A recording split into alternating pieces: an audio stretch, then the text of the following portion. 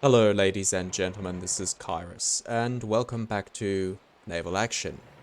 This is going to be a bit of a sequel to my previous video, which I will link in the description, where I was reviewing and contemplating the latest patch, the patch from June of 2022. And at the time I was fairly optimistic, cautiously optimistic I would say, and hopeful for the future of the game. This is going to be a rather difficult video for me to make because I am becoming increasingly less and less convinced that this game going forward is going to be the naval action we all know and love.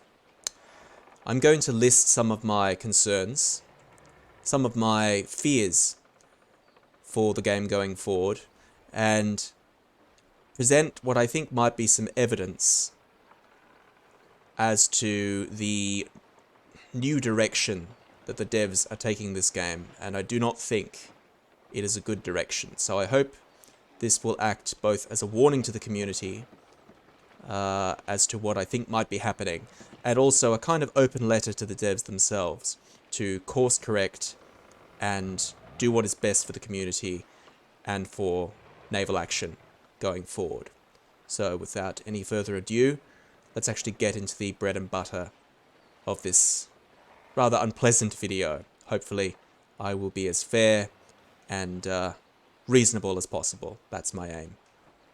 First thing, if we come into port here to note, is of course this system here. If we go to the seasons, we find we have different ways of earning medals. I think they call them naval service medals, which are replacing the old system of clans being able to build port bonuses and shipyard bonuses and so on. It was all handled by clans in the past. Now it is handled by individuals. Now that isn't necessarily a bad thing. In fact, in my previous video on the updates, I actually said I was looking forward to that change because it would give power to the individual player. Now I'm not so sure. Let me explain why. If we go to the leaderboard here, what we find is you can see there how many the score here. I should probably explain how this works. In this case, with the Questmaster, you're going to have to get stars, collect stars in order to get these rewards. It looks like you need 15 to get one reward, and that's not too bad, but you do have to wait a full week or more to actually get that reward, and you'll be put on the leaderboard. The more of these stars you earn, obviously the higher up the leaderboard you will go, which is all fine and good, all fine and dandy. The problem is, if I understand this system correctly, instead of working with other clans, or working with your own clan usually, and other players to actually improve your nation and so on, you're now essentially competing with everyone else to race to the top to get as many medals as possible. And again, this could be tweaked so it's less grindy and easier to get hold of these medals, so it's not quite so time consuming. But I strongly suspect this system here is implemented purely and simply, and again this is going to sound very cynical on my part, but I think this is implemented simply to increase the amount of grind in the game necessary to get your port bonuses to be competitive with other players. This is going to reward people who have time to sink into this game, hours of their lives to devote to this game, rather than working together as a community, as a clan, or as a nation to be able to participate. You know, you might want to focus your time on just being a crafter. Previously, you could do that. You might want to focus your attention on just being a PvP god. Now, it isn't so viable to do that because, of course, you can't rely on the nation to sort of shore up areas where you might be lacking. You can't rely on your friends as much. Now, theoretically, of course, you could make friends in the game who've already earned these medals, and they could do their crafting for you and so on. Maybe it's not a huge deal, especially if they do tweak this to make it a little bit less grindy, which I think they will be doing going forward if they know what's good for them and what's good for the game. But so I don't want to sound too harsh, but I do think that the main motivation behind this is to try and get people to spend more time in the game. And that's perfectly understandable if you're a developer. But I don't necessarily think that this is going to improve the community, and it's certainly not going to, you know, if they're aiming at a casual audience, this is certainly not going to help casuals be competitive. This is too much grinding. This is too much manipulation, I think. This is obviously trying to encourage you to spend as much time in the game as possible, and I'm not so sure it's a very good idea. The old system, I'm beginning to think, may have been superior. Again, I'm prepared to be corrected on this, and maybe this will be tweaked in future, and my fears will be unfounded. But for now, I'm becoming increasingly suspicious of the new system of having to earn service medals to gain your bonuses. So in summary, on that point, my fear is they're trying to increase the grind to encourage people to sink more hours into the game. There's more, unfortunately, and I do not like having to speculate on this, but unfortunately, the evidence seems to suggest this is what's going on. DLC ships, as I'm sure you're all aware, are a hell of a lot more viable now than they used to be. This one here, for example, that I've had for a while, you can see there I've got port bonuses. I've got a sailing bonus of 3, crew bonus of 4, hull bonus of 2. Now, of course, this is random, so I won't necessarily get good bonuses for every DLC ship I claim. And you could make the argument that if you're going to spend money on a DLC ship, you might as well get your money's worth. But I think some of you can already guess where I'm going with this. The temptation now, if you don't have time to grind, is to just buy the DLCs, and you'll have a pretty viable ship now. Most players won't have access to these bonuses unless they've got time to grind. So if you want to get into this game, you don't have time to be online all day, well, it's very tempting now to just grab a DLC ship and compete. Now you can go straight into the patrol zone, do your thing. If you lose this ship, just like always, you can just claim it again tomorrow, and you don't have to worry about doing any of the grinding, any of the crafting, any of that stuff. Now, the other thing on that subject, on the subject of ships, that makes me very suspicious that this is deliberate on the part of the devs to try and encourage people to buy DLC ships is the strange and bizarre changes that seem to have taken place to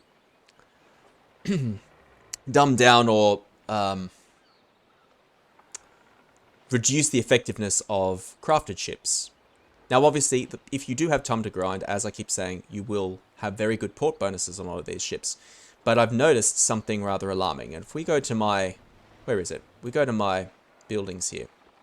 My shipyard. This is where I keep my shipyard, by the way, in Nuevita. So I'm happy to reveal that to you guys now. But this is where I used to craft. I used to have good port bonuses here. They are all gone now because of the update, of course.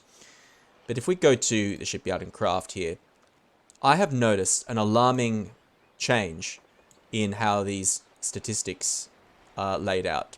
So what it seems to be is 1/4 rate, let's say, seems to be more or less the same as another now. And 1/5 rate will be more or less the same as another. And I'll show you what I mean. If we were to get this ship here, we'll just leave it as fur crew space. This is the Agamemnon. You can see there what it takes to produce. So far, so normal. Now, this is what's really concerning. If we go to a similar size ship, we need another 4th rate. Let's say the Ingermanland, however you pronounce it, Ingermanland, right? We'll grab that as well.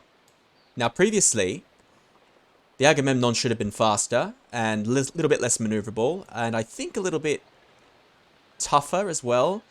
But the Ingerman was a little bit more maneuverable, if I remember correctly, and she had heavier guns, which she still does.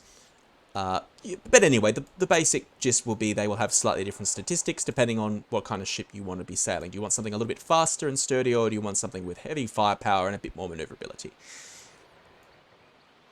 Now, check this out. Speed of 11.12, turn rate of 3.10. You can look at all those statistics there. Check out the side armor, the bow, the stern, the thickness of the armor. Now, you want to pause the video, maybe take a note of all of those, or just go back and forth, you know, across the video so you can see these two differing. 11.12, turn rate of 3.10. The crew is different, obviously. But look at the side armor, the bow armor, the hit points. Hit points again. Unless I'm very much mistaken, there is no statistical difference apart from the crew and obviously the kind of caliber guns that we're taking. There is no statistical difference between these ships whatsoever. And this is not an isolated case. If we go to the shipyard once more, and let's take some fifth rates now. We'll go to craft here. And I actually only noticed this recently, and this was the nail in the coffin for me that really started to convince me that something is going very wrong with the game here. We'll actually do the Waffen von Hamburg. Look at that. Now this one is a little bit different, right? This one's a little bit slower, but notice the same turn rate. Now I used to use the Waffen a lot. This is a turn rate of 3.10 as well. The Waffen the main advantage of the Waffen was she was slow, but she was incredibly maneuverable for a fourth rate. That was her main advantage. Look at her side armor, her bow armor, and hit points. Stern, hull, if you look at that and compare it to the, go back and compare it to the other two ships I was demonstrating, you will see that that is almost, if not entirely identical. So what is the point in having multiple ships, these wonderful models, these wonderful, these really beautifully designed and implemented ships? Previously, they were all a little bit different. They all handled differently. They all felt different to use, and so there was a motivation to craft different ones. Now, if we're looking at these fourth rates, there is no statistical difference whatsoever. Let's check out the Essex now. And this is going to turn into a longer video than I intended it to. Let's take out the Belpool and the Essex. I was experimenting with this earlier. Where is the Essex? It should be in alphabetical order, shouldn't it? Essex, where are you? There we go, Essex. The Essex was another one of my favorite ships. I loved it. It should be, I think, faster than the Belpool. Let's have a look at this. Again, we've just got fur crew space here for the purpose of demonstration. Turn rate of 4, 12.36 speed. You can see there, hit points 4,000 on the sides, 600 on the bow, etc., etc. You can pause the video, check out all of that. Check out the thickness, 51, etc., etc. Let's look at the Belpool now. And we see turn rate of 4, speed of 12.36, side armor 4,000, bow, side hit points 4,000, bow 600. Armor thickness on the sides 51. There is no statistical difference. Apart from the crew and obviously the caliber of the guns, there is no statistical difference between these two ships whatsoever. Why have they changed this? I do not understand the motivation. Perhaps they think that by narrowing down the differences, statistical differences between these different ships, that they will make the game a little bit, I suppose, fairer, a little bit more balanced in PvP, and the way they've decided to do that, rather than try and balance out the ships the hard way and actually test how they perform against each other with different statistics, they've decided to just make them all identical as far as the gameplay is concerned. This is another example of dumbing down the game and essentially removing already implemented features that were working perfectly well beforehand. I cannot understand the motivation behind this. It seems that they are taking away from the game rather than adding to it. I think I've made my point there. Now this point here that I'm going to make is a bit of a bee in my bonnet that's been an issue, to be honest, for quite a while, just to show that this is not a new thing, and this removing of features that were perfectly good and worked perfectly well is not a new thing. When I first started playing this game back, I think in 2018 or 19, we had this system here. If you were to, say, get into a battle with some player or AI, you would fight it out and you would have damage done to your sails and to your hull. Now, when you come out of a battle these days, your hull and sails will automatically be repaired as soon as you exit the instance. That was not always the case. Once upon a time, when I first started to play this game, you would have to be very, very careful about how many supplies you brought along if you went out far away from a friendly port, because you would actually come out of an instance and your sails and your hull would still be damaged. Any damage you receive in the instance would be still there once you go back into the open world, and if you get tagged again, well, guess what? Your ship is going to be damaged. Tough luck, because you've already been fighting and you haven't had a chance to repair your ship. So you would have to click up here, you would have to spend rig repairs to actually repair your sails out in the open world, and you would have to spend hull repairs to repair your hull, obviously.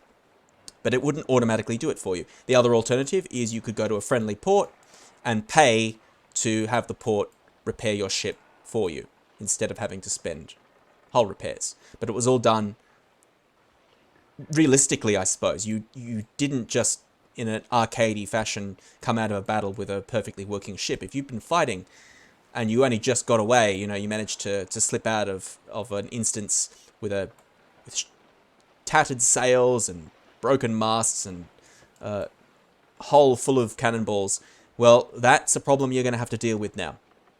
And I loved that system. That was so much fun, because you really would feel the stress of having to get your ship back to port, limp back into port, in order to hopefully repair your ship before you got tagged again by some player who would take advantage of your situation. Now, some people may have hated that. Maybe that's why they took it away. Maybe people just got sick and tired of being ganked with no chance to defend themselves. But I think, personally, that removal of that feature is just tragic, because it really was great. It added to the sense of realism. It made you have to plan ahead. You really had to hold on to your repairs and rig and hull repairs, your rum.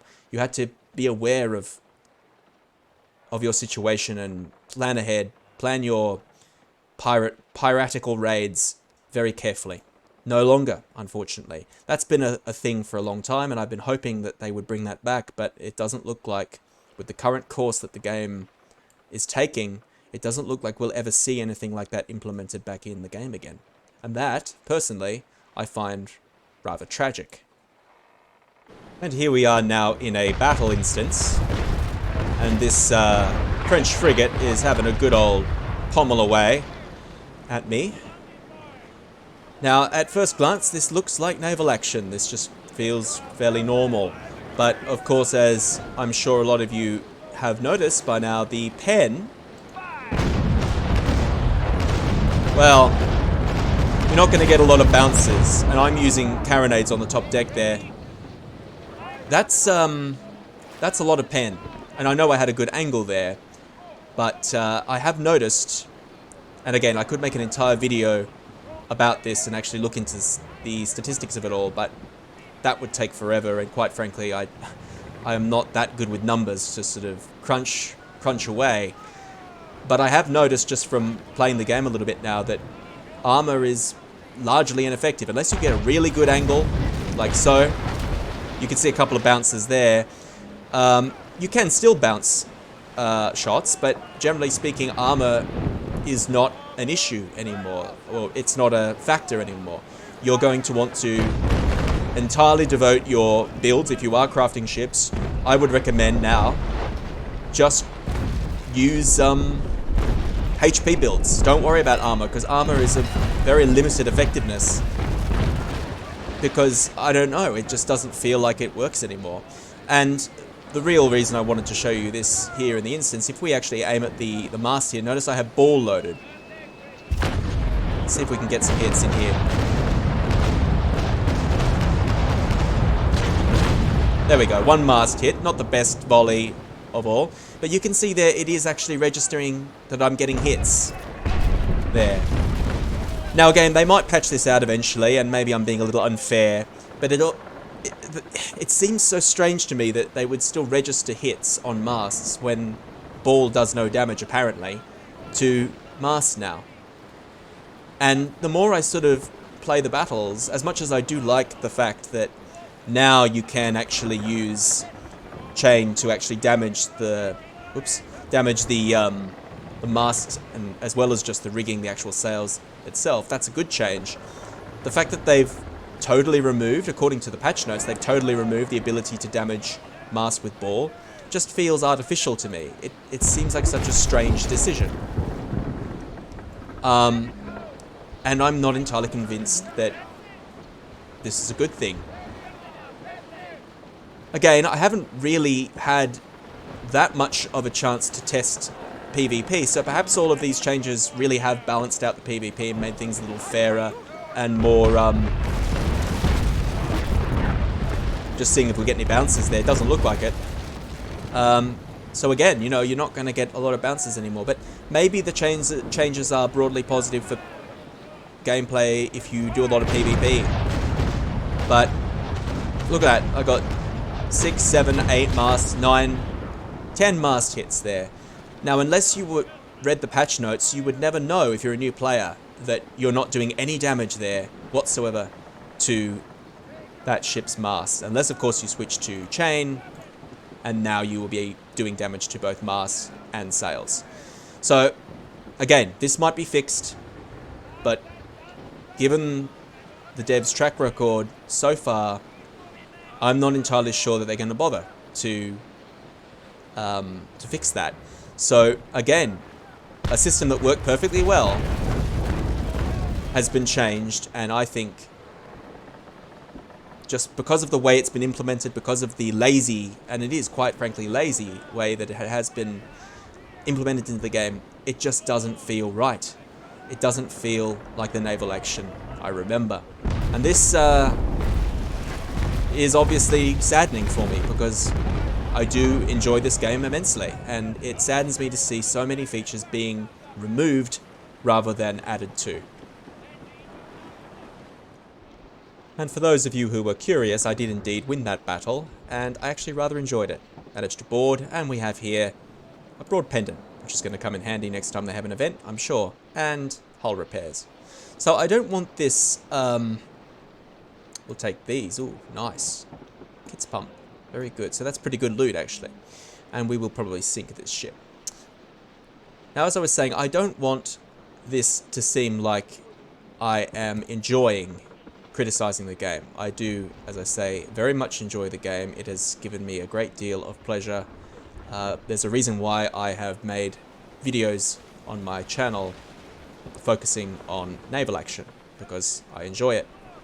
I still have hope that many of the things that I'm complaining about will be addressed, and I'm hoping that people will be rational and reasonable in their criticisms going forward. But we shouldn't feel like we have no say whatsoever, and when we see negative changes, I think we do have an obligation to point them out, especially if you're like me and you're a content creator, and people may not be aware of some of these issues. So while I'm certainly not suggesting that anyone boycott the game or anything like that, perhaps don't buy the DLC. If you were thinking about buying DLC ships, maybe hold off on that, I would recommend. I think that there is a very good chance that some of these changes are being slightly manipulatively sort of engineered to convince us to go and buy those DLCs, and if I'm right about that, that is not acceptable. I could be wrong, of course, but I don't think I am. And I am concerned about the direction going forward, so I'm hopeful that the things that made Naval Action so good in the past will be brought back into the game. Some of the things that I've shown will be addressed, and we might see future patches might course correct. Because I'm sure many of you agree, judging by the reviews on Steam at the moment, many of you agree that the latest patch was not what it was promised to be entirely. Again, there are still good things about the patch, but I think broadly speaking the game is not as good as it was 6 months ago, and that is obviously not something I'm happy to be talking about or particularly pleased to announce, but that is how I feel, and I hope that future patches, future updates will course correct, and the naval action that I remember will come back. But for now, that is how I feel about the game. So keep playing if you're already invested. I'm going to keep producing videos from time to time on the channel, focused on naval action. I have a couple of series that I want to at least sort of polish up and finish off a little bit. But I am definitely going to be making less content, less often on naval action, because I'm just not happy with the way the game is playing right now. And I'm not happy with some of the decisions that have been made. So it just has not been as pleasant an experience as it used to be for me. So we shall see how we go going forward. Please leave your opinions down in the comments. Try to be civil with one another. We will have difference of opinion, and that is okay. As long as we are civil and respectful to each other, I think we can address these issues, and hopefully the devs will hear our concerns and feedback, and the game will improve in the future. This has been KairoS. Thank you all very much for viewing.